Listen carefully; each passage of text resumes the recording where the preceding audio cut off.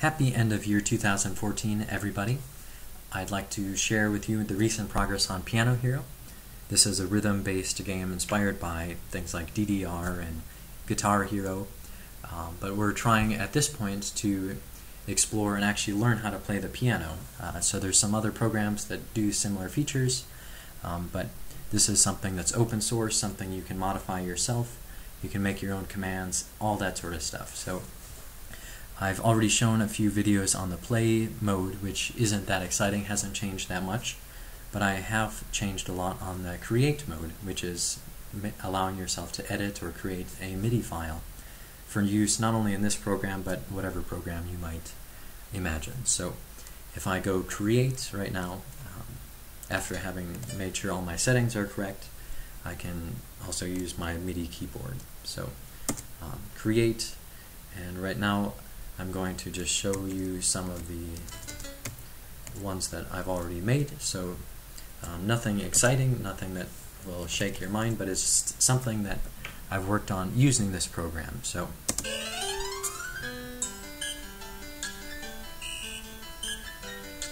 these are, all of these notes and everything have been created using this little editing interface. Not only is there's not just a piano here, there's also some drums, which are actually on track 1. So if I go look at track 1 right now, I can see this is what's causing the drum noises to be made. If I go back and look at track 0, which is where the piano is going on, I can see we're coming into the finish.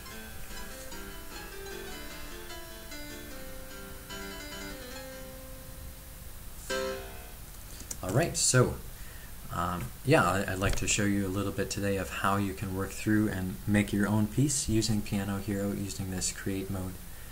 So yeah, so let's just kind of return to menu, and I'll show you starting kind of from scratch for YouTube. So as you open a new piece, you're greeted with about a bunch of different things that might look strange. The piano keyboard shouldn't look too scary. You can play your piano keyboard in this main navigation mode without adding notes. If you want to add notes, we'll talk about that later using your MIDI keyboard. But yeah, so that's that piano down there on the bottom part of the screen. On the left bottom part of the screen you see 120, which is the beats per minute. So currently that's the default setting. You can change that to whatever you would like. And over on the right you have 4 beats per minute, that big giant 4, which is what's telling you the time signature. You can of course change the time signature if you like by going into command mode and typing something different like TS for time signature 5. You could put 5 beats per minute. In command mode you can get to navigation mode by either hitting escape or slash or colon, that sort of stuff. So I'll talk a little bit more in depth as I go through this. But that's kind of what you're greeted with. I'm going to go back to 4 beats per minute. And so anybody who's used the text editor Vim should hopefully be at home using some of the commands and everything. So for example, if I put down a few notes so I can see where things are, you use H, J, K, and L to scroll around and move the screen around. And if you hold Shift, you can get around faster. So that's something. Shift modifies things and sometimes makes it does the opposite, sometimes makes it does a little bit more. It's context sensitive. So also if I put in a few notes here in the second measure, if I hit G, I go back to the beginning of the piece. If I hit Shift G, I go to the last measure of the piece. So that's very useful if you want to explore the piece going back and forth. You can also set bookmarks, which I should get to later. So if you hit space, that also starts things going. And as you can see, I'm actually going through the little helper list there on the upper left-hand corner. So this is kind of my little help menu for how to use this program. So there's a little bit of a learning curve to understand Vim, and just like there will be a learning curve to understand this, but I believe once you understand it, it's going to be a very powerful MIDI editor for you. So if you hold Control and J, Control plus J or hit K, you can scroll the little helper list down. I'm going to go down to the next set of commands since we've already talked about going to the beginning and end of the piece with G. Again, you can use escape to go to command. Escape goes back to navigation, so navigation is the default. So you can also hit slash, colon, semicolon to get to command mode. So in command mode you can do things like set the tempo. So for example, I can say T100. If I go into command mode, I press enter and that changes the beats per minute to 100. And we'll look into that a little bit more, and like I've shown, you can also change the time signature there. Okay, so insert mode. If I just hit I, I'm now in insert mode, and if I just hit a note with my MIDI keyboard, those notes are going to pop up on the thing. They're also going to pop up with the velocity that you hit them with if your MIDI controller is something that is velocity or volume sensitive. So that's just one of the features that it preserves as it puts in notes. And again, you can use your Vim keys to still scroll around to put in other notes if you want to in other places. And you can still hit space to kind of see what's going on. So that's the piece so far. I'm still in insert mode, and that's pretty much what you can do in insert mode. You can hit space to start things playing.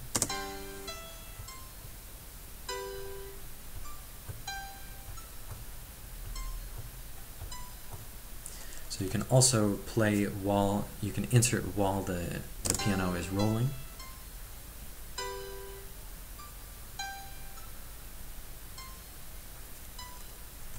Which is fairly exciting. So that's insert mode, and that's pretty much the extent of insert mode. It should be very helpful if you want to put in your music and if you have a really good idea. Of course, right now it's limited. You can see that all of the notes are fitting into this time grid. So let me go back to navigation mode. You can also change the time grid in insert mode. But the way you do that is by pressing one of the numbers from 0 to 9, or minus or plus. And this will either lower or increase the specificity of your grid. So for example, you can go in, if you press number 1, you get a whole measure. If you press 4, you get a fourth of a measure, or a quarter note in standard 4/4 time signature. You can press 8 to get an eighth note, 0 to get a 30-second note, and so on. So all of those numbers kind of decrease the time grid, going from 1 to 0 on the keyboard, and then you can also hit minus and plus, which makes the grid finer or coarser. So yeah, so again, that's something you can do. You can also change the time signature later on in the piece. I can put in 5 beats per measure at a certain point, but we're just going to remove that for now. We're going to remove the time signature. So certain things that you can do if you like with the time grid. Okay, so let's actually kind of get a little bit, go down to an eighth note by pressing 8 and show you some of the next things. So I've shown Q for quick add. You can also do, if you hold shift and hit Q, it'll advance the screen by 1 unit of whatever your grid currently is at.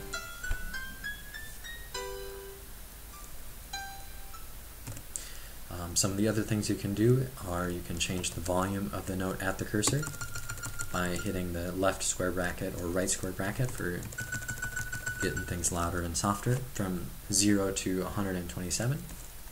If you hold shift while doing that, it makes it happen faster.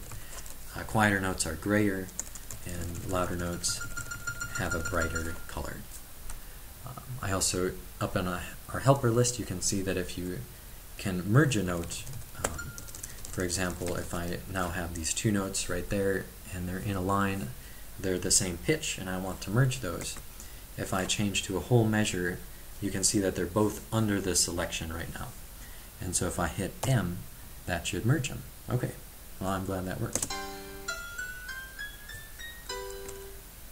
So that's something that you can do. You can merge notes under the cursor. You can also, for example, if I go back to an eighth note and I hit one right here, if I want, I can merge with the next note by hitting capital M on that note, and now that note, or Shift M I should say, merged with the next note. So, okay, that sounds a little bit not so good, so let me scroll down. I can continue to see, okay, enter, what's going on in the help bar is telling me all of the commands I can do. Pressing enter hits the note at that place. Pressing shift enter plays the current chord that's on the screen at that line, which it doesn't sound very pretty. So maybe we can remove part of this note, or all of it. I've already shown you how to change the time grid duration with the numbers 1 through 9, also plus and minus up there in the menu bar. But you can also offset your time grid. So if you have quarter notes, but you want to kind of punch the note or syncopate it, I'm actually going to delete some of these notes because they might not sound so good. You can also syncopate your rhythm by hitting the O, letter O, either capital or lowercase. Hitting it repetitively allows you to move forward or backwards by half a step. But this allows me to kind of punch the note. So if I put 3 notes in a row by offsetting the time grid, and so I can also keep it. It's just a way to kind of add in notes really quickly when you want to have them syncopated or off, right off of the time grid. Okay, so now we can also start showing how to delete and copy and paste and that sort of thing. So that's the next few things in the navigation menu. Y is for yank. That's C does something different. That turns on the click track. So Y is more like a Vim command. So Y yanks, so I can copy any of the notes that are under the cursor, and if I paste it, it pastes kind of relative to the cursor, and that's really important because if you want your music to look just the way you want it, you need to do it relative to the cursor. So, and that's also very helpful because that allows you to do some things that you might not otherwise think you could do. By doing all these offsets and all these other things, you can get kind of under the railing. So I don't know if that makes sense, but you can also paste with P. You can delete notes with D, and I've done that before. But just like in Vim, whenever you delete a note, it actually copies it into the kind of the clipboard. If you don't want it to go into the clipboard, you should use Shift X or Shift D. So X, I haven't shown you what X does. X is carve. It cuts out notes that are in that selection. So you can see that I deleted that note, or half of that note right there. If I paste it back in and I merge it, that's with a capital M or Shift M, that'll be back to what it was before. But if I delete it, the whole note goes, even though only part of it was selected. So carve just carves out the part of the note that's not in the cursor. But then it also copies that to the clipboard, so half of that note is now in the clipboard.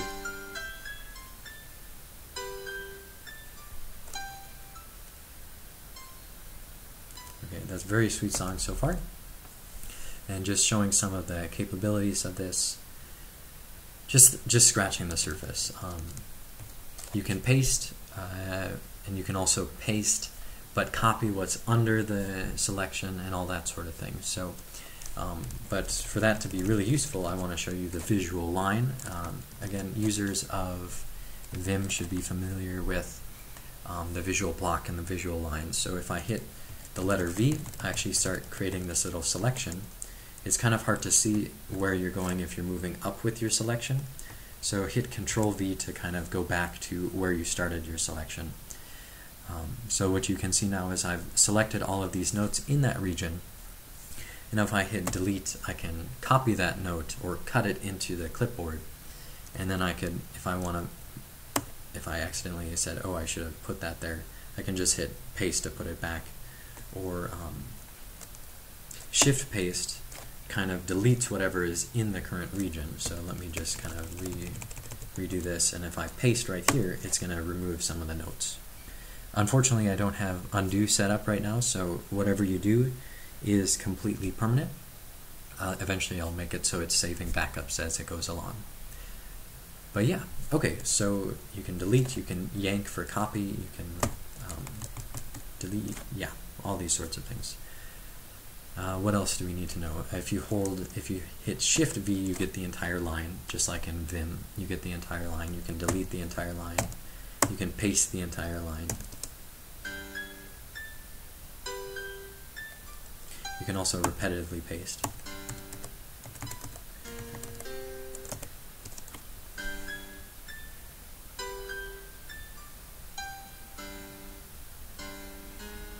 And if you move your cursor over as you're pasting, it's going to change where the notes are being pasted relative to.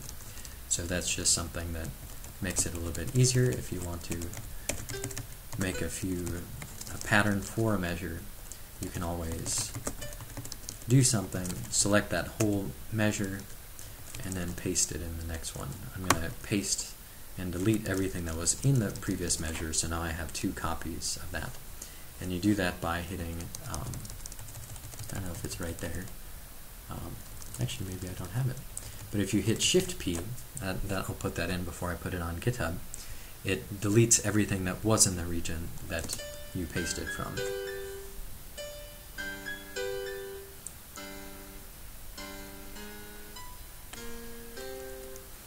So, yeah, I'm afraid I haven't really shown the full depth of what you can do, but yeah, you can add bookmarks, all that sort of thing. Just look in that little helper list, it's all very helpful. The command mode has its own little helper list that you can see how to save pieces, that's important. So I use S for saving. And again, if I save it, let me just redo that again. Up in the upper right hand corner it should say that your piece has been saved. So, going back to the command mode, you can reload it from wherever you last saved it in case you made some mistakes. You can clear it, that deletes everything that's on the piece, so use some of these with caution. You can change the number of beats or the time grid. You can change the tempo, all this sort of thing. Oh yeah, and let me just say some of the other things here down at the bottom of the command thing.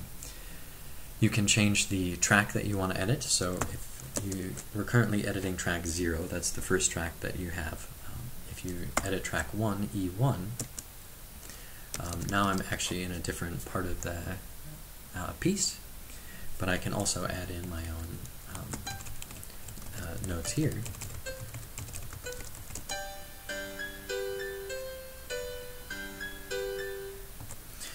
So apparently I'm actually making that fairly harmonious. If I change the instrument in this track, it'll be different from the original track. So for example, I could change this to, I think I have organ.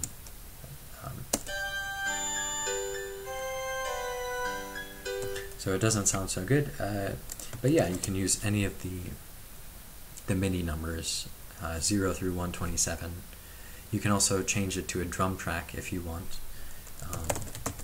by saying I drums and that sort of thing.